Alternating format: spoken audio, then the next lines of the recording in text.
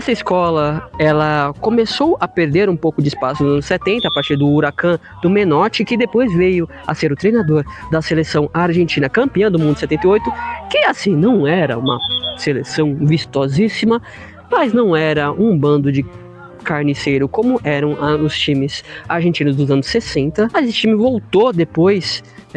que em 1982, quando grande parte dos jogadores de 78 e outros jogadores que estavam surgindo como Maradona foram para a Copa para fazer um jogo um pouco mais vistoso e basicamente mais perderam jogos do que ganharam. E o Maradona inclusive acabou sendo expulso no último jogo da Copa, quando eles tomaram um 3-1 pro Brasil. Eles voltaram atrás e chamaram o Carlos Bilardo, que era basicamente a versão anti-futebol dos anos 80. Ele era um meio-campo dos estudiantes dos anos 60, ele era um médico, era um cara que batia em todo mundo, jogava com agulha, coisa de espetar pra ficar marcando o jogador, né? Não tinha câmera, então ele podia pegar a agulha dele e ficar espetando o jogador enquanto a bola estava do outro lado do campo, o cara ficar irritado, coisas assim. Esse cara levou a Argentina à segunda Copa do Mundo em 86, uma Copa do Mundo um pouco polêmica por causa do jogo da Inglaterra, menos polêmica do que 78, visto que 78, um jogo inteiro, Argentina e Peru, foi um jogo bem estranho. Não que os argentinos tenham sido super estimulados para ganhar o jogo, mas os peruanos foram muito desestimulados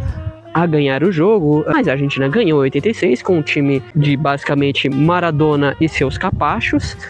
dando butinada, até que nem tanto, mas dando suas butinadas e trancando a zaga e tocando pro Maradona, e ele que se virava, e ele se virou muito bem. 90 também foi um pouco assim, Maradona já não estava tão bem, mas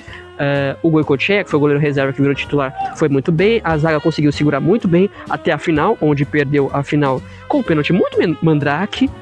para a Alemanha Ocidental. Mas basicamente a Argentina, eu acho que acaba sendo isso, um time muito catimbeiro, que sabe muito bem bater, mas ao mesmo tempo em momentos consegue também ter aqueles respiros de La Nuestra. Hoje o grande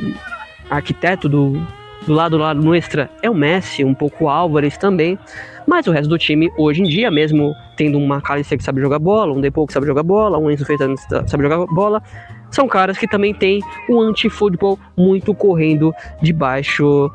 das suas peles, no seu sangue, e é basicamente um jogo entre essas duas coisas. E eu ainda acho que 22 teve um pouquinho mais de La Nuestra e 26 foi basicamente anti-futebol, até basicamente os 10 minutos finais dos jogos onde La Nuestra aparecia.